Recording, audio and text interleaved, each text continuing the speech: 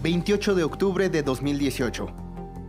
A la 1 de la mañana, en una habitación de un hotel 5 estrellas, un hombre cubierto con un gorro en la cabeza intentó entrar a una habitación ocupada por José Antonio del Valle. El hombre insistió en que se trataba del personal de limpieza y que en ese momento, a la 1 de la mañana, tenía que realizar las labores, a pesar de que la puerta tenía el letrero puesto en "No molestar". La obstinación por ingresar a la habitación no se detuvo hasta que el personal de seguridad llegó a asistir el incidente. Luego, tras un interrogatorio, la policía encontró varias inconsistencias en las aseveraciones de aquel hombre, tales como que ni siquiera portaba uniforme ni equipo de limpieza, o incluso que no pudo ofrecer detalles sobre cómo hacer el aseo de la habitación. Este sería el primero de una serie de episodios que una empresa especializada en seguridad en Europa consignó en un reporte en el que concluyó que José Antonio del Valle era víctima de una campaña continua de vigilancia, acoso e intimidación, precisamente en medio del proceso legal que emprendió contra Coca-Cola.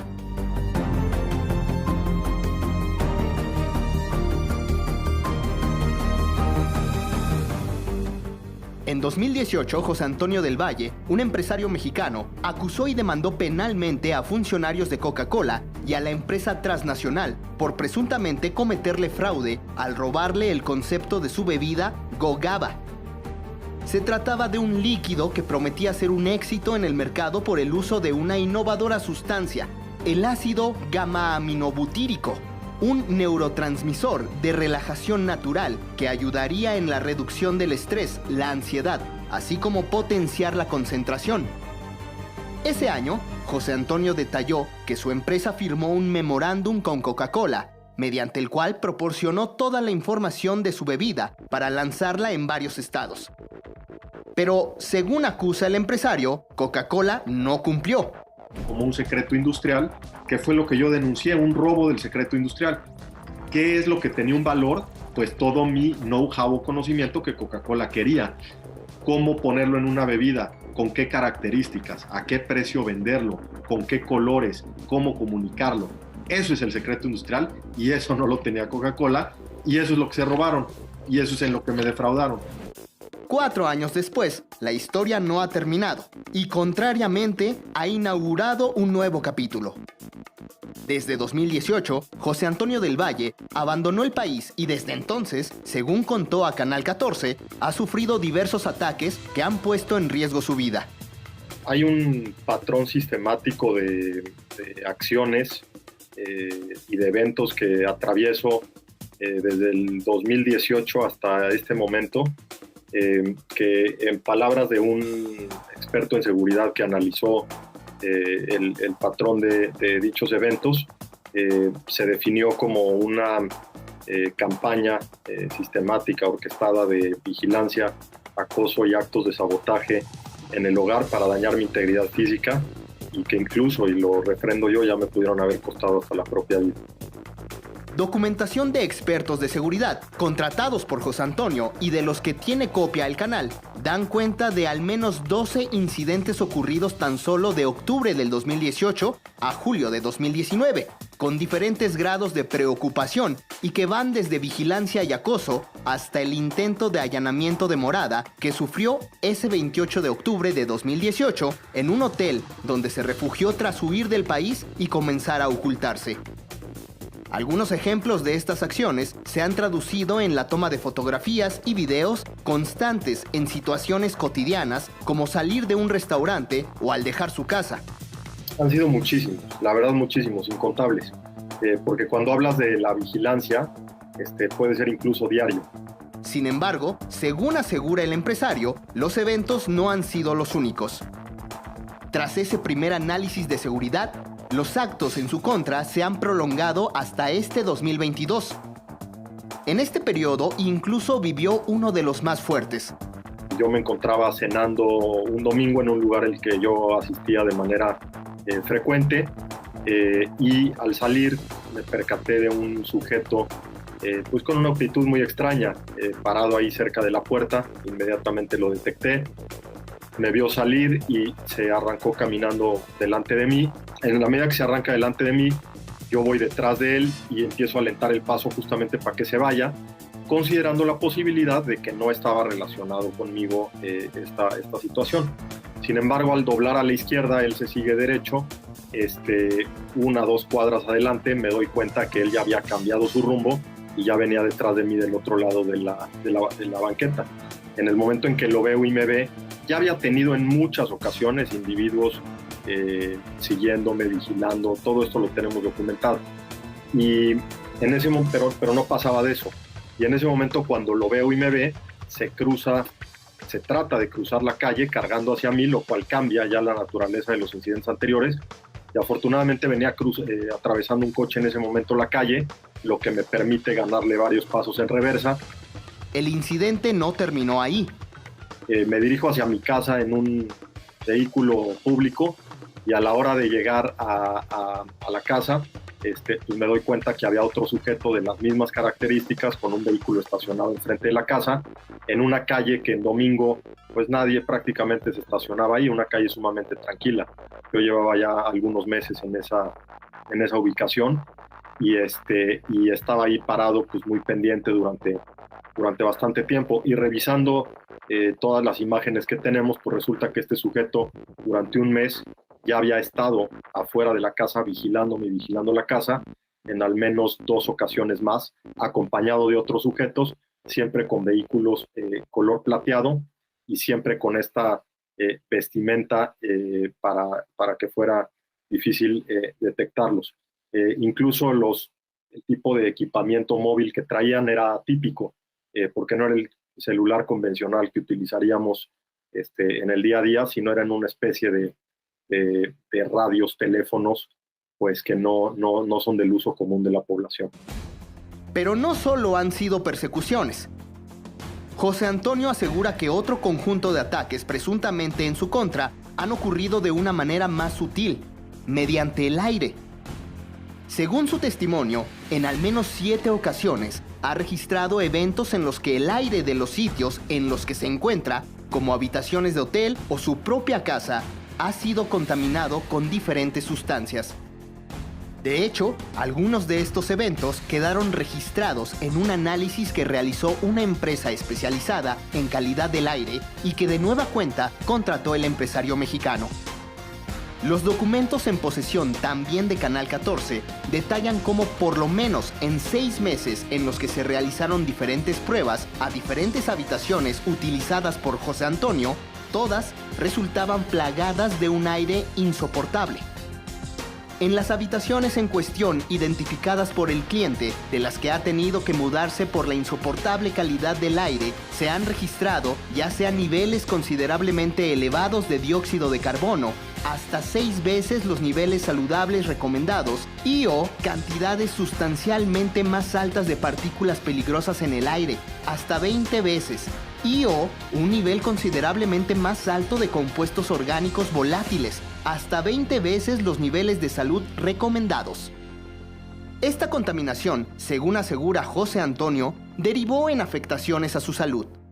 Me empecé a sentir muy mal, mi salud en general empezó a disminuir y a comprometerse de manera dramática, al grado que 3 diferentes médicos generales no tenían una explicación de qué era exactamente lo que me pasaba. Mis días se acortaban cada día más, y el último día que estuve yo en esa vivienda, mis días ya prácticamente estaban reducidos a 3 o 4 horas.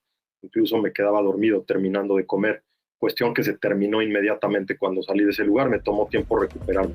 Una evaluación médica a la que se sometió el empresario durante ese periodo mostró síntomas como dificultad grave para tragar, opresión en el pecho, taquicardia extrema, bradicardia, debilidad muscular y disociación sensoneural, entre otros. Para el mexicano, no han sido casualidades. Los percances iniciaron coincidentemente en 2018, año en el que inició varias denuncias penales en contra de Coca-Cola y algunos de sus funcionarios, y mismo año en el que por seguridad decidió abandonar el país.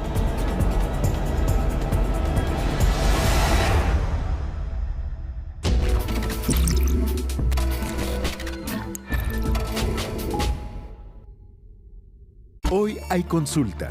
¿Ya mandaste tus dudas a la línea directa de WhatsApp? 55 54 65 02 24. Consulta directa. En vivo. Martes, 11:30 horas.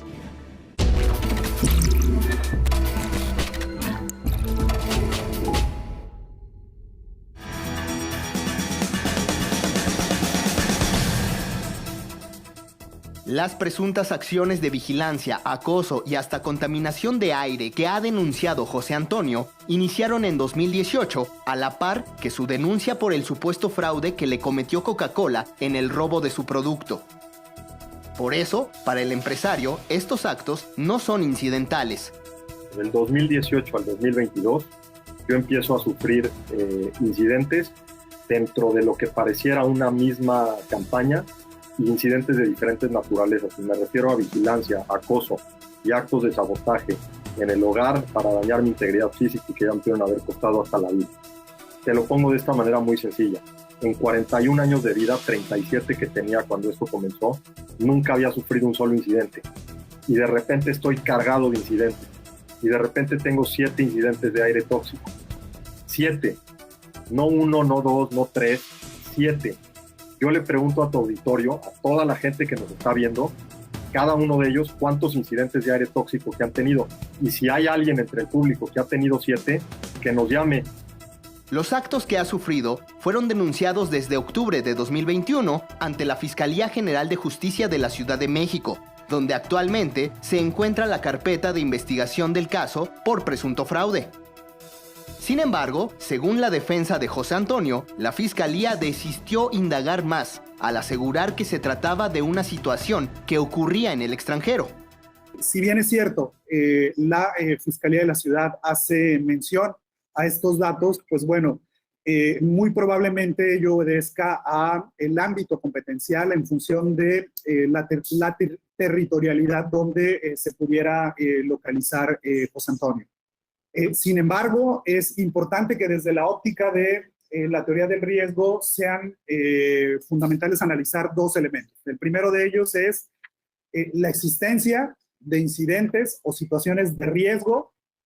2, la identificación de estos incidentes o situaciones de riesgo en un continuum, en una línea de tiempo en específico, y sobre todo, ver a partir de cuándo se han presentado, a partir de cuándo se han identificado, y lo más importante, si eso guarda relación con los intereses de un actor o un grupo de actores que tienen por finalidad planificar esa serie de actos para concretar un objetivo. A eso le denominamos intencionalidad. Dicho de otra forma, la intención de causar un daño a partir de la manifestación de ideas o el impulso que se pueda hacer del aparato de justicia y que evidentemente cause un malestar y cause una especie de conmoción respecto a la afectación de intereses de este actor o grupo de actores.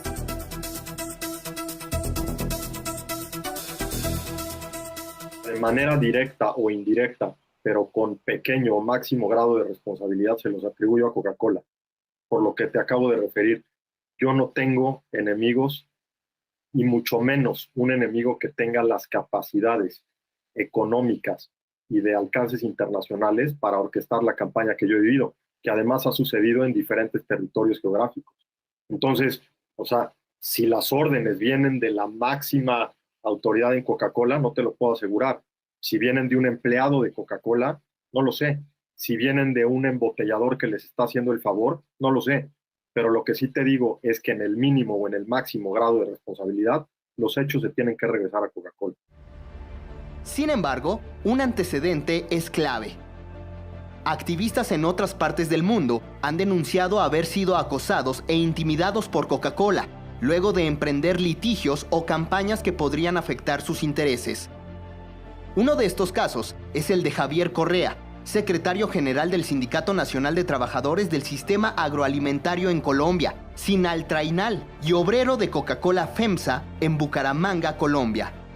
Sinaltrainal es una organización integrada por trabajadores y trabajadoras de diferentes empresas del sistema agroalimentario en Colombia, principalmente corporaciones multinacionales del tamaño o más conocidas como Coca-Cola, Nestlé, Kraft, Sodexo, entre otras, alrededor de 66 empresas en las que tenemos presencia. Estamos exigiéndole a las corporaciones, entre ellas a Coca-Cola FEMSA, pues que tenga una conducta acorde con el respeto a lo que ellos han venido denominando como la responsabilidad social empresarial, que tiene que ver con impactar lo menos posible el medio ambiente y adoptar una conducta pues que socialmente sea coherente para el bienestar de la población.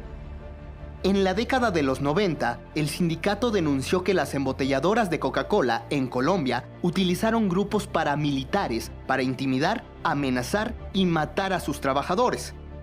En ese momento se estaba dando en Colombia, el país estaba siendo gobernado por un gobierno de ultraderecha, muy ligado al paramilitarismo, al narcotráfico, con niveles de corrupción supremamente fuertes. Veníamos denunciando, pues teníamos evidencias de presencia de los territorios donde tenían o hacían presencia Coca-Cola con sus embotelladoras, sus centros de distribución, sus zonas de venta.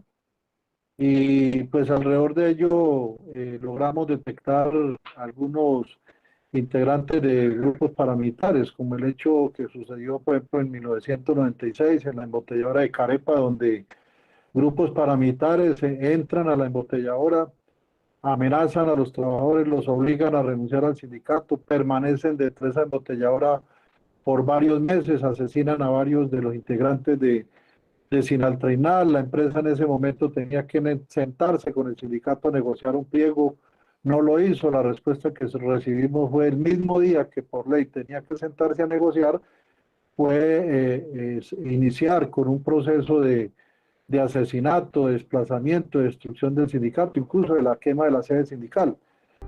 A 26 años de los hechos, Javier asegura que sus señalamientos han sido confirmados luego de que el caso finalmente está siendo investigado. Hoy podemos decir que eso que veníamos denunciando en ese momento, pues ya no solamente deja de ser una hipótesis, sino que se convierte en una realidad. Recientemente yo fui llamado por una de las fiscalías en Colombia de la Jurisdicción Especial de Paz, porque allí está siendo sometido bajo esa jurisdicción uno de esos paramilitares, que es Ramón Izaza, quien en su momento nosotros denunciamos que la empresa Coca-Cola se había reunido con su jefe máximo del paramilitarismo en Colombia, Carlos Castaño, en el nudo de Paramillo, y con Ramón Izaza. Y se cuenta, pues desde ese entonces se denuncia, incluso en medios escritos públicos se dijo cómo se habían reunido, habían departido, había sido una reunión muy efectiva para los representantes de Coca-Cola. Pues hoy estamos siendo llamados a esa instancia de la Fiscalía para que demos testimonio de esa reunión entre funcionarios de Coca-Cola y representantes o comandantes paramilitares como Carlos Castaño y Ramón Izaza, que hoy se encuentra a instancias de la Jurisdicción Especial para beneficiarse o obtener rebaja de penas por esos delitos que han cometido en el país. En el caso de Colombia, las amenazas no solo llegaron de manera grupal al sindicato, también particularmente. Javier asegura que desde entonces inició una campaña de intimidación en su contra.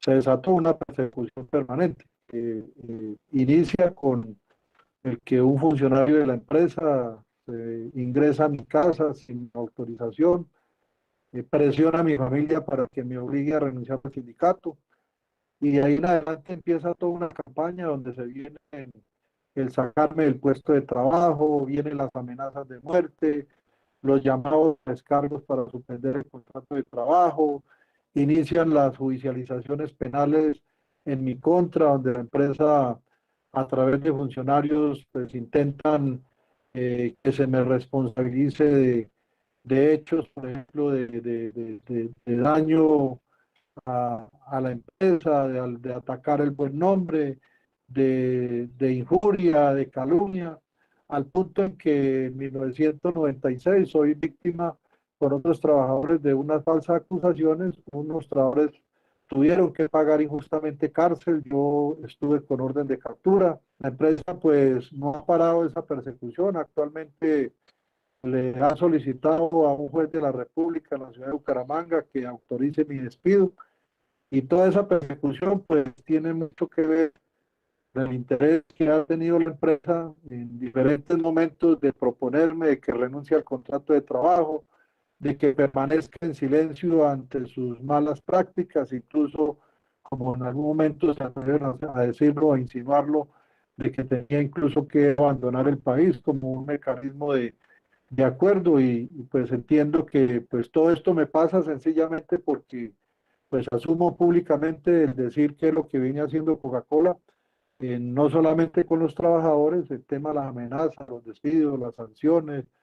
Yo asumo de que esto pues no ha parado por parte de la transnacional, porque me ve como a un estorbo, como algo que hay que quitar del camino, y pues yo he logrado, pues en medio de todas las dificultades que eso genera, de miedo, de intranquilidad para la familia, pues he logrado soportar, resistir, hacerle frente a esa situación. Por el caso de Colombia, en el año 2000, sindicatos y activistas de otras partes del mundo iniciaron un boicot a los productos de Coca-Cola. Uno de estos activistas fue el estadounidense Ray Rogers. Originally, I got involved when a couple of esteemed human rights attorneys came to me and said, Ray, we have a serious problem. We need your help. They had filed lawsuits against the Coca-Cola company and its major Latin American bottler, Coca-Cola FEMSA. That lawsuit charged Coca-Cola with complicity in the systematic intimidation, kidnapping, torture, and murder of union leaders and family members. Now, there was also, that sounded like, I can't believe this. I told them I had to investigate myself for a couple of weeks, which I did, and I found that the same situation that was happening in Colombia had happened in the 70s and 80s in Guatemala and was still happening in Guatemala. So they had a lot of credibility, and then we developed what's called the Campaign to Stop Killer Coke and created a website, killercoke.org. Ray aseguró al canal que tras asistir a una reunión anual de Coca-Cola para plantear lo ocurrido en Colombia, recibió un citatorio legal. By the way, I should add another one here. This is really good. For people in Mexico that may not know what the Securities and Exchange Commission is in the United States, they are a major government body that covers everything going on with corporations in America. Coca-Cola got one of the top attorneys in the Securities and Exchange Commission to call me and intimidate and threaten me, wanted to know who my attorney was. And I asked him why. And then when he told me why, I started laughing at him. I said, oh, it must be that Coca-Cola sicked you on me because of my activities at the annual meetings. Well, I am not going to hire an attorney. I'm not going to play by your ground rules. I'm going to fight you in the arena of public opinion. And I know how the Securities and Exchange Commission works. Tanto Javier como Ray fueron consultados respecto al caso de José Antonio. En mi opinión, sí hay unas prácticas muy parecidas. O sea, hay empezando porque, bueno, se trata, independientemente de que un hecho no es laboral en el fondo, y el otro es un hecho de reclamar un derecho sobre una patente, un origen de un producto, una marca. Pues hay un juego de intereses de por medio, que es lo que unifica, y hay una respuesta muy similar. Es decir, uno toma el caso nuestro, pues se ataca la vida, se intranquiliza a la persona. El caso de nosotros, por ejemplo, en el tema laboral, es un incumplimiento también, no son unos acuerdos. Nosotros tenemos unos acuerdos firmados con Coca-Cola a través de una convención colectiva de trabajo. Y el problema inicia también ahí porque la empresa lo incumple, la empresa lo interpreta a su manera. La empresa busca dilatar, hace la trampa, busca mecanismos legales para usar la justicia como herramienta a su favor, usa el poderío pues, a través de de la influencia, la incidencia que pueda tener en determinados sectores de la justicia. Entonces, nosotros vemos que es un caso muy parecido. You know, in the case of Jose Deval, his case is very similar to what has happened to me, the way that Coca-Cola has tried to intimidate and threaten him to back off. And Mr. Deval, who I work closely with, fortunately, is not going to back down, nor are we at the Campaign to Stop Killer Coke going to back down. And we are going to support him fully. And we're going to continue to go after Coke around its massive worldwide human rights violations, and particularly the terrible things that they're doing in Mexico and Latin America. Te cambia la vida totalmente y no le voy a dar el gusto a las personas que han provocado esto, que seguramente verán el documental, para decirles en qué forma la han afectado, la han trastocado, pero de que te cambia la vida, por supuesto que te cambia la vida, y no solo te la cambia, te la destruyen para siempre. Mi vida nunca va a volver a ser la misma. ¿Por qué? Porque viví cosas que nunca tuve que haber vivido, esa es la verdad, y que ningún individuo en este mundo debería de vivir, porque la situación que yo estoy enfrentando, y afirmo en esta entrevista, que yo no tengo ningún enemigo conocido, ni pequeño ni grande, ni disputa fuera de la que tengo con la corporación Coca-Cola, y que además, revisando diferentes casos de personas o organizaciones a las que se enfrenta Coca-Cola, hay un patrón de comportamiento que es el mismo siempre. Canal 14 pidió un posicionamiento oficial a Coca-Cola respecto a los señalamientos de José Antonio del Valle. Hasta la publicación de este reportaje, no obtuvo respuesta. Quiero una botella de Coca-Cola.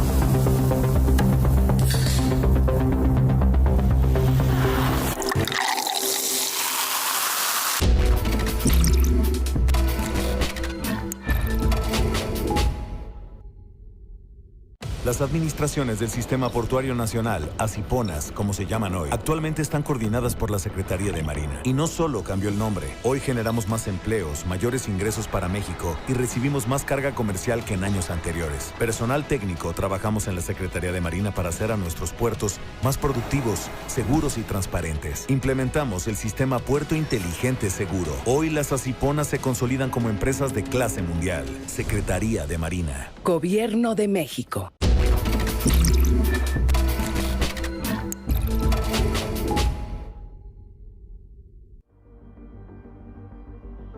La investigación judicial del caso tampoco ha avanzado.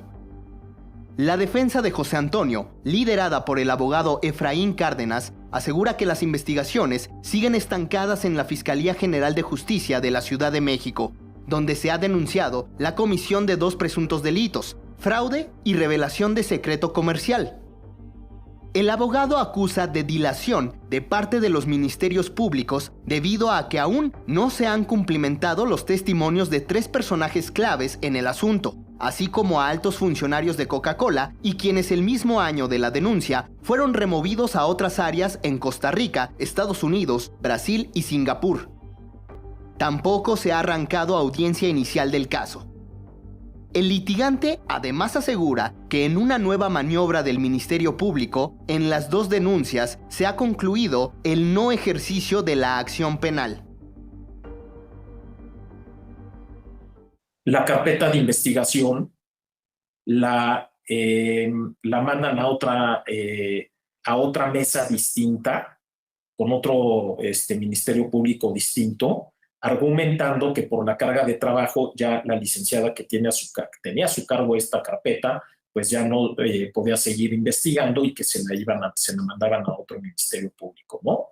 Entonces, pues así fue, le mandan la carpeta de investigación a un servidor público distinto, persona que se tardó meses en supuestamente estudiar la carpeta, que la iba a revisar, que la iba a ver y que después estaría en aptitud de seguir con las diligencias pendientes y de recibir, en dado caso, datos de prueba adicionales, si es que él consideraba que faltaban datos de prueba adicionales, ¿no? ¿Qué pasa? Presentamos el escrito, como una semana después, nos contesta el Ministerio Público de una forma, pues desde mi punto de vista, verdaderamente sorprendente. Lo regresa manifestando que no da lugar a poderlo acordar, toda vez, palabras más, palabras menos, toda vez que 2 días antes de la presentación de ese escrito, se había realizado una propuesta de no ejercicio de la acción penal en esa carpeta.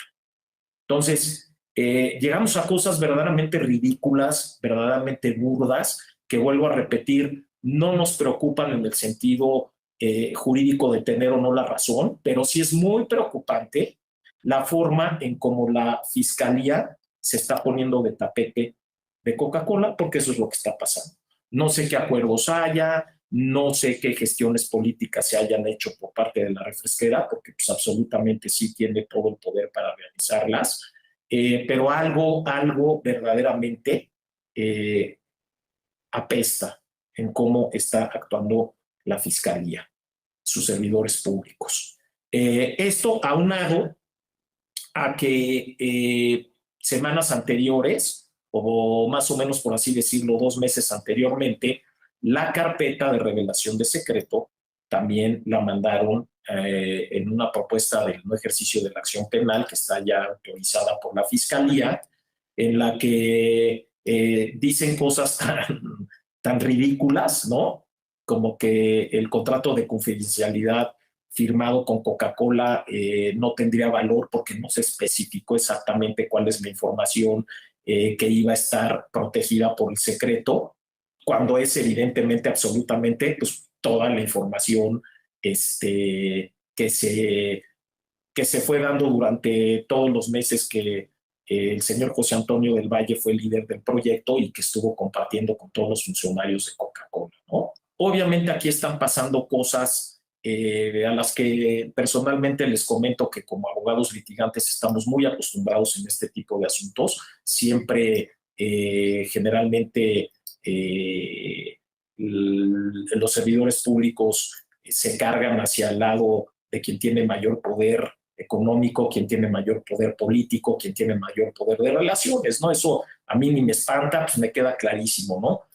La defensa impugnó el no ejercicio de la acción penal ante un juez de control, que este septiembre le dio la razón, asegurando que la Fiscalía no habría agotado todas las líneas de investigación dentro del proceso. Lo que sí creo es que hay una desesperación por parte de la contraparte, hay una desesperación en la refresquera, siento, de resolver esto lo antes posible, de tener resoluciones que le sean favorables, de que tenga que acreditar ante las autoridades, ante el público, ante los consumidores, que tenga que acreditar que no cometieron absolutamente ningún delito, que son unas blancas palomitas, que ellos cumplen con todo, tienen una como necesidad o una de tener velocidad en esas resoluciones, lo cual por una parte es un arma de doble filo, ¿no? Es un arma que corta para los dos lados, porque por una parte en ese afán y esa necesidad de obtener resoluciones que les den la razón, pues obviamente esas resoluciones no son resoluciones que tengan un fondo jurídico sustentable, no son resoluciones sólidas, son resoluciones que la autoridad les está haciendo el favor de sacárselas, en las que precisamente por esa prontitud de tener esas resoluciones y hacer las cosas de esa manera, pues las mismas son jurídicamente extremadamente débiles, ¿no? Y volvemos a lo mismo de la entrevista anterior que estábamos platicando, ¿a qué le apuesta la refresquera o a qué le apuestan los abogados de la refresquera a llegar ya a un término en el que finalmente van a decir, no, saben que ya están prescritos los asuntos y ahí se termina, ¿no? Básicamente eso también puede ser una situación a la que le estén apostando. Como parte de las acciones judiciales, los representantes de José Antonio además han presentado una queja ante la Comisión de los Derechos Humanos de la Ciudad de México, acusando inacción y omisiones de parte de la Fiscalía de la ciudad.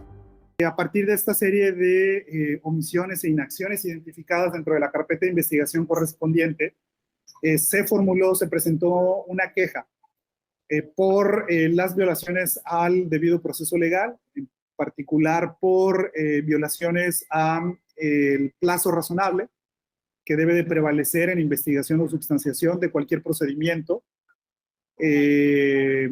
procedimiento seguido en forma de juicio y tiene por finalidad, digamos, documentar, pero también incentivar la integración inmediata de esta carpeta de investigación. Actualmente, esta queja se encuentra en trámite ante este órgano autónomo. Entonces, se le está dando el seguimiento correspondiente. Nosotros esperemos que en su momento se formule una conciliación, una solución amistosa del tema, a partir de que se realicen se termine de integrar la carpeta de investigación, o en su caso, pues bueno, ya la misma comisión en su momento determinará lo correspondiente a partir de la identificación de estas violaciones a derechos humanos sin perjuicio del acceso a la justicia, José Antonio.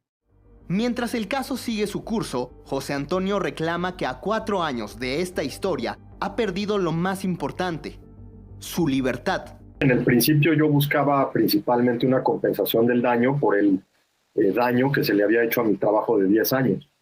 Hoy, después de que no he visto a mi familia en X número de años, y como siempre lo he sostenido, perdí país, familia, amigos y negocio, lo que busco es justicia.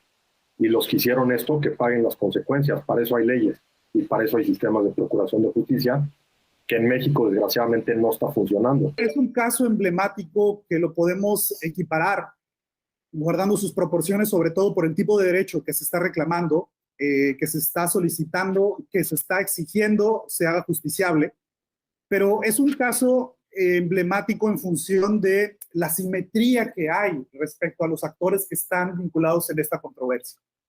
La simetría que hay entre un ciudadano que proviene de un esquema donde ha impulsado la teoría del esfuerzo y del ingenio para poder patentar sus invenciones versus una transnacional, que es una de las transnacionales más importantes en términos económicos a nivel mundial. Esta sola ubicación o contextualización de los sujetos, de los actores, pues evidentemente lo hace un caso emblemático. Él no tiene absolutamente ningún otro medio más que levantar la mano, más que juntar y hacerse de la empatía del público en general, de los consumidores, de los innovadores, ¿no? Que de alguna forma levanten la voz, que se haga sentir. En muchas partes del mundo que hemos tenido la posibilidad de conocer, de que se han levantado con su voz reclamando sus derechos, porque pues en la medida en que se pueda exigir a Coca-Cola, a sus propietarios, respeto pues a los derechos de los pueblos, incluso de mismos empresarios como José, esas voces pues van en algún momento a también tener que ser tenidas en cuenta por parte de Coca-Cola y las autoridades en diferentes países del mundo. Y decir pues que no estamos solos, desde diferentes partes del planeta luchando por unas reivindicaciones, por unos derechos, por unos intereses, y que pues hay que continuar, que hay que mantener la esperanza de que pues el poder económico, político de una transnacional como Coca-Cola no puede sepultar los sueños y sobre todo los derechos que tienen los diferentes pueblos del mundo. Well, I would say Coca-Cola, what they represent to me is that they're amongst the worst of the worst as companies who are damaging, the environment, a threat to human rights everywhere, and really very seriously undermining the health and welfare of millions of children all across the globe by their aggressive marketing of sugary sodas that undermine the health of children, the high rates of obesity. Pues yo lo que le quisiera decir al auditorio que nos ve y nos escucha es que por favor no vean todo este caso como un tema económico o de cantidades exorbitantes de dinero o de unos refrescos. Este problema ya dejó de tratarse de eso hace mucho tiempo. es un problema de México, es un problema de los valores de México, es un problema de justicia, es un problema de ética y es un problema que si queda no resuelto pone en un estado de vulnerabilidad a todos ustedes y a todos los mexicanos, porque el día que se enfrenten con por cualquier razón contra la multinacional Coca-Cola, sus derechos no van a servir para nada y no van a valer. Y por eso hago un llamado a que se sumen a mi causa para que se deje el precedente y se deje el ejemplo de que las corporaciones multinacionales no pueden ni deben venir a México a pisotear a los mexicanos ni los derechos de los mexicanos.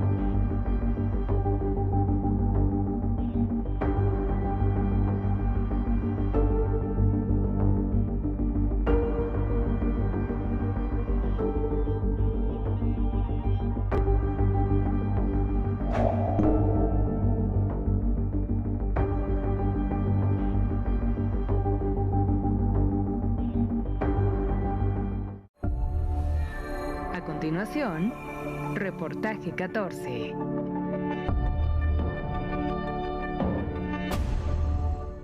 Clasificación A. Para todo público.